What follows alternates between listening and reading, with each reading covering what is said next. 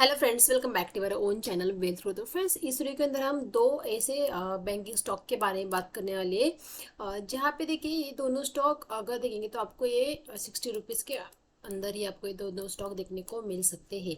तो देखिए जिस तरह से मार्केट के अंदर जो तेज़ी चल रही है, इसके अलावा अगर हम यहाँ पे देखेंगे जो T20 यहाँ पे G20 की यहाँ पे जो मीटिंग चल रही है, इसके चलते या अगर इंडिया को अगर ग्रो होना है तो बैंकिंग सेक्टर का सबसे बड़ा हाथ इसमें रहने वाला है। तो इसीलिए हमने इन दो बैंकों को चूज किया है जो बॉटम आउट हो रहे, मतलब वो अपने बॉटम आउट हो रहे, मतलब वो अपने बॉटम के आसपास ही वो ट्रेड करते हुए नजर आ रहे हैं। तो देखिए वहाँ पे आपकी रिस्क कम रह सकती है अगर आप उन स्टॉक के अंदर अगर इन्वेस्ट कर लेते हो। जैसे कि अगर ये स्मॉल कैप और मिड कैप के अंदर भी बहुत ही अच्छी रैली हमें यहाँ पे देखने को मिल रही है। इसके अलावा निफ्टी के अंदर भी बहुत अच्छी यहाँ पे एक मोमेंटम आता हुआ दिख रहा है। तो बैंकिंग सेक्टर के अंदर अगर इन दो स्टॉक की अगर बात करें तो फर्स्ट स्टॉक हमारा है सेंट्रल बैंक। ये अगर स्टॉक की बात करें तो ये इसका अगर फंडामेंटल के ऊपर एक बार नजर हम डाल लेते हैं कि किस तरह से हम इसके फंडामेंटल देखने को मिल।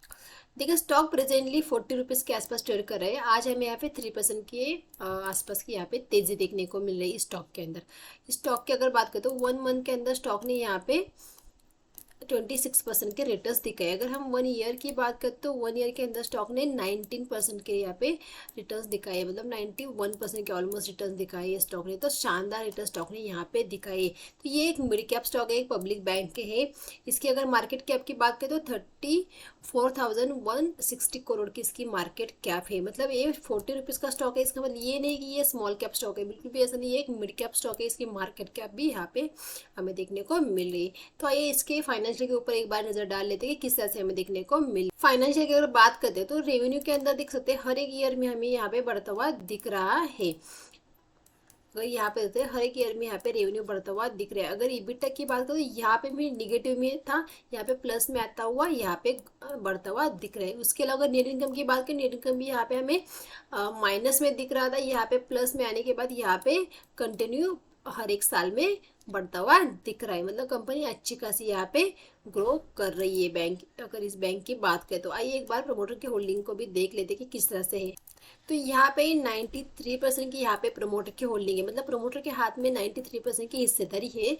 अगर ये म्यूचुअल फंड की बात करें 0.14% की, डैश की 2.69% की, एफ की 0.14% की और हीरो की 3.94% की यहाँ पे होल्डिंग हमें देखने को मिल रही है। मतलब प्रमोटर के हाथ में अच्छे खासा यहाँ पे हिस्सा इस कंपनी का, इस बैंक का देखने को मिल रहा है। इसके अलावा अगर बात करें यहाँ पे कोई भी रेड फ्लैग हमें नहीं देखने को मिल रहा है। इसके अलावा स्टॉक नाक की हमें यहाँ पे ओवरबॉट जोन में देखने को मिल रहा है।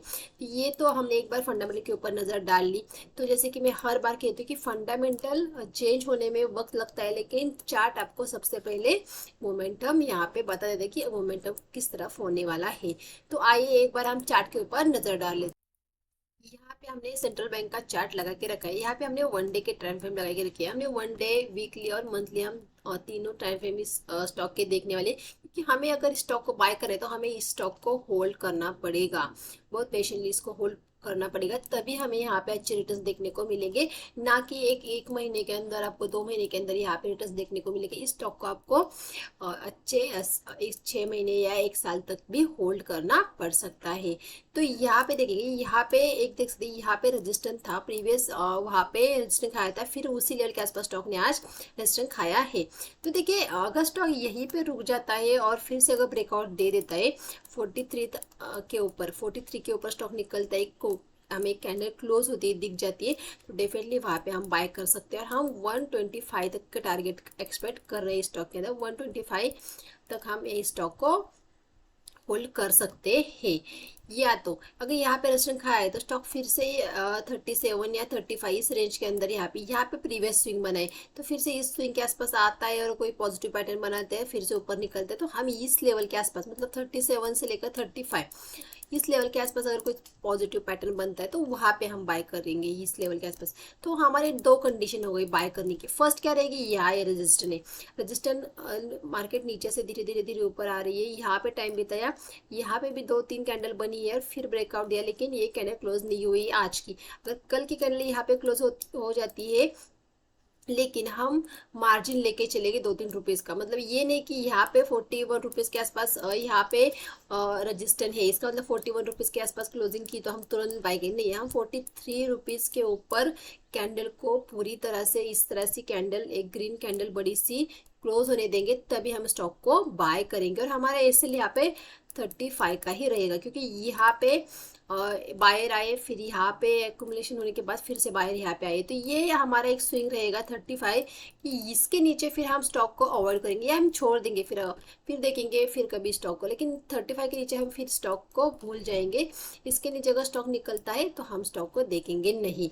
तो आपको बात समझ में आए कि दो कंडीशन है हमारी बाय करने की। फर्स्ट कंडीशन है कि हम या तो यहाँ पे रुके और ब्रेकआउट दे 43 रुपीज़ के ऊपर, या तो नीचे आए यहाँ पे और टाइम स्पेंड करने के बाद फिर से एक पुल बैक यहाँ पे दिखाए, तो यहाँ पे एक बाय। तो हम जब तक स्टॉक 35 रुपीज़ के ऊपर है हम बाय करने की सोच सकते हैं, लेकिन 35 रुपीज़ के नीचे हम छोड़ देंगे। ये तो वन डे की बात होगी। आइए वीकली चार्ट देख लें, वीकली चार्ट किस तरह से देखने को मिल रहा है। तो ये वीकली चार्ट भी सिमिलर देखने को मिला है, देख सकते हैं यहाँ पे मैंने क्या कहा था, स्टॉक बॉटम आउट हो रहा है। तो यहाँ पे देखिए, यहाँ पे जो जिस तरह से देखिए, मैं आपको बताऊँ कि रजिस्टर और सपोर्ट किस तरह से कामकाज करते हैं, इसके ऊपर मैंने और एक वीडियो बनाई कि रजिस्टर और सपोर्ट के ऊपर, आप उस वीडियो को जरूर देखिए। यहाँ पे देखिए, यहाँ पे एक रजिस्टर नहीं, यहाँ पे एक डब्ल्यू बना, नेकलाइन ब्रेक हुई, ऊपर गए, फिर से उसी नेकलाइन के आसपास सपोर्ट लिया, फिर ऊपर गए, फिर नीचे आया, फिर ऊपर गए मल्टीपल टाइम। यहाँ पे ऊपर गया, फिर 1, 2 और 3 बार मल्टीपल टाइम टेस्ट होने के बाद ये ब्रेक हो गई, नीचे स्टॉक आया, फिर स्टॉक ऊपर जाने के बाद इसी लेवल के आसपास रेजिस्टेंस खाया, फिर नीचे आया, फिर उसी लेवल के आसपास ट्रेड कर रहा है। तो यहाँ से अगर ब्रेकआउट हो जाता है तो डेफिनेटली स्टॉक अपने और ऊपर की टॉप के आसपास जाने की कोशिश करेगा, मतलब 125 के आसपास जाने की कोशिश करेगा। तो हम अगर 43 के ऊपर अगर स्टॉक को बाय करेंगे तो डेफिनेटली हमारा 35 रुपीज़ का ऐसे रहेगा, हमारे 125 के टारगेट रहेगी। हाँ, हम स्टॉक को डेफिनेटली लॉन्ग व्यू से ले रहे हैं, मतलब 6 मंथ हुआ या 1 साल हुआ, तो इसीलिए हम ऐसा नहीं कि हम एसएल नहीं लगाएंगे, कि देखिए इन्वेस्टमेंट के लिए एसएल नहीं लगाते, लेकिन हम 35 रुपीज़ का एसएल डेफिनेटली स्टॉक के अंदर लगाएंगे, क्योंकि देखिए हम मोमेंटम के लिए कैप्चर करें कि हाँ, क्योंकि ये मोमेंटम हमें देर से मिलेगा, क्योंकि स्टॉक के अंदर धीरे धीरे मोमेंटम आएगा, तो इसीलिए हमें इसे होल्ड करना पड़ेगा। लेकिन हमारे पास एसएल डेफिनेटली रहेगा ही रहेगा।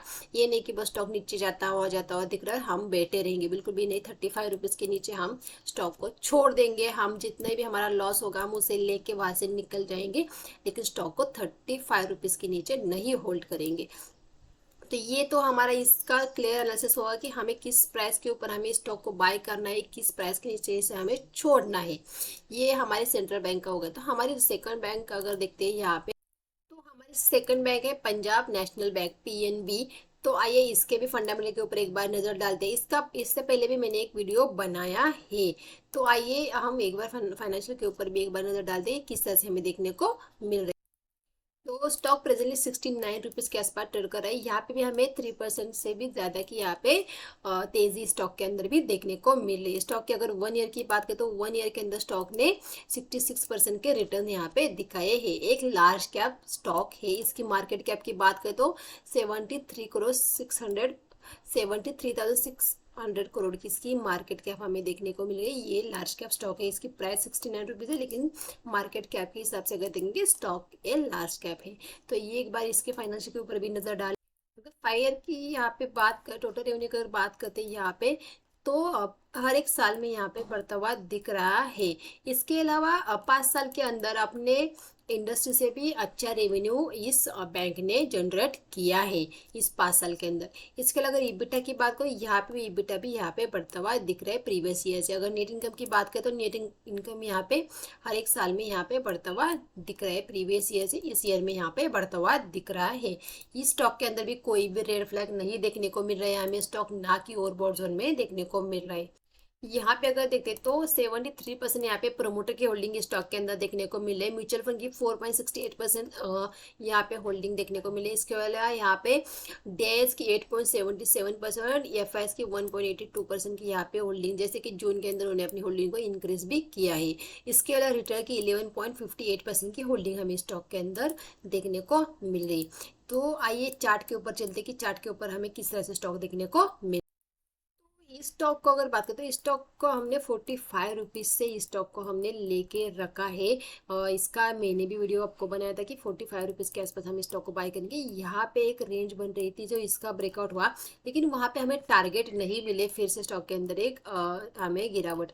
इसे हम गिरावट नहीं कहेंगे, इसे हम रिट्रेसमेंट कह सकते हैं, क्योंकि देखिए जहाँ से स्टॉक ने ब्रेकआउट दिया था उसी लेवल से फिर से स्टॉक ऊपर की तरफ चलता हुआ दिख रहा है। तो ऊपर कहाँ तक जा सकता है कि ऊपर हमें इस स्टॉक के अंदर भी अच्छे खासे टारगेट देखने को मिले। ये भी स्टॉक यहाँ पे बॉटम आउट होता हुआ दिख रहा है, तो इस स्टॉक को भी आप बाय कर सकते हैं। अगर हमें यहाँ पे वीकली चार्ट देखते हैं तो वीकली चार्ट के ऊपर आपको यहाँ पे देखने को मिलेगा। यहाँ पे देखिए बिल्कुल सिमिलर पैटर्न, जिस तरह से पैटर्न हमें सेंट्रल बैंक के अंदर दिखा, बिल्कुल सिमिलर पैटर्न। यहाँ पे एक सपोर्ट था, मतलब यहाँ पे देखिए मल्टीपल टाइम सपोर्ट टेस्ट हुआ, फिर ब्रेक हुआ, ब्रेक होने के बाद फिर से स्टॉक इसी लेवल के आसपास रिजेक्शन खाया, फिर इसी लेवल के आसपास आ रहा है। अगर हम इस लेवल को देखते हैं तो एग्जैक्ट अगर इस लेवल को देखें, एक 61 रुपीज़ की लेवल है, तो 61 रुपीज़ के स्टॉक ऊपर निकल गया है। तो मतलब अगर हम इस स्टॉक को बाय करेंगे तो डेफिनेटली हमारा एसएल इस स्विंग के नीचे रहेगा, मतलब 60 रुपीज़ के आसपास हमारा एसएल रहेगा, जहाँ पे स्विंग बनाए और यहाँ पे ब्रेकआउट भी हुआ है इस लेवल का। तो इस स्टॉक को अगर हम बाय करेंगे तो डेफिनेटली हम 60 रुपीज़ का यहाँ पे हमारा ऐसे रहेगा। टारगेट हमारे इस स्टॉक के अंदर भी ऊपर की तरफ अच्छे खासे टारगेट हमें ऊपर की तरफ देखने को मिल सकते हैं, 200 तक के भी टारगेट इस स्टॉक में देखने को मिल सकते हैं। लेकिन जिस तरह से मैंने कहा कि इस स्टॉक को भी आपको होल्ड करना पड़ेगा, तो हम 60 रुपीज़ के ऐसे स्टॉक में होल्ड कर सकते हैं और स्टॉक के 200 तक के टारगेट हमें देखने को मिल सकते हैं। कि जैसे कि मैंने कहा कि एसएल हमारा स्ट्रिक्टली रहना चाहिए। हम किसी भी स्टॉक को बाय करते हैं तो हमारे पास एसएल होना चाहिए। देखिए अगर हम एसएल नहीं लगाए तो हमारा पूरा कैपिटल वहाँ पे ज़ीरो हो सकता है, क्योंकि देखिए हम अगर 40 रुपीज़, 60 रुपीज़ और 30 रुपीज़ के अगर स्टॉक को हम बाय करने की सोच रहे हैं, देखिए इनमें अगर मोमेंटम आ जाती है, ये स्टॉक मतलब 40 रुपीज़ का स्टॉक आपको 400 तक भी जाता हुआ दिख सकता है, उसी तरह ये 40 रुपीज़ का स्टॉक आपको ज़ीरो होता हुए भी दिख सकता है। तो हमें आंख बंद करके बिल्कुल भी नहीं बैठना है। अगर हमें एक पैटर्न दिख रहा है, हाँ भाई ये स्टॉक बॉटम आउट हो रहा है, देखिए यहाँ से स्टॉक ने यहाँ पे बहुत दिन टाइम स्पेंड किया है स्टॉक ने, और उसके बाद ऊपर जाने के बाद फिर रिट्रेस होने के बाद धीरे से ऊपर जाता हुआ दिख रहा है, मतलब ये प्रीवियस स्विंग नहीं ब्रेक हो रहे, एक अपसाइड का पैटर्न स्टॉक ऊपर की तरफ दिखाता हुआ नजर आ सकता है। तो इसी वजह से हम स्टॉक को बाय करेंगे कि हमारे पास एक वजह कि स्टॉक बॉटम आउट हो रहा है। इसके अलावा बैंकिंग सेक्टर के अंदर हमें एक अच्छी खासी रैली देखने को मिल सकती है। देखिए हर एक सेक्टर के अंदर हमें रैली दिखी, लेकिन बैंकिंग सेक्टर के अंदर हमें जिस तरह से परफॉर्म यहाँ पे चाहिए था उससे उस तरह से देखने को नहीं मिला है। तो इसी वजह से अगर ये स्टॉक अगर बॉटम आउट हो रहे हैं तो डेफिनेटली इनके अंदर भी एक अच्छी खासी रैली हमें देखने को मिल सकती है आने वाले दिनों के अंदर। तो स्टॉक को बाय करने की एक वजह होनी चाहिए। इसके अलावा स्टॉक में एक बार आप अपने टारगेट वहाँ पे आपका फिक्स ना हो तो पिछले का, मानो आपने 200 तक आपने टारगेट रखा है, मानो आपको 150 के आसपास से आपने टारगेट को बुक किया, तो कोई बात नहीं है, आपने प्रॉफिट बुक किया है। ये सबसे पहले कि आप कुछ तो लेके जा रहे हो घर पे, 50 रुपीज़ छोड़ भी दो, लेकिन ऊपर के 100 रुपीज़ तो आप लेके जा रहे हो। लेकिन जिस तरह से एसएल हमारा स्ट्रिक्टली रहना चाहिए। हमें अगर 8 रुपीज़ का अगर एसएल लगाए तो डेफिनेटली स्टॉक नीचे आता है तो हम वहाँ से निकल जाएंगे।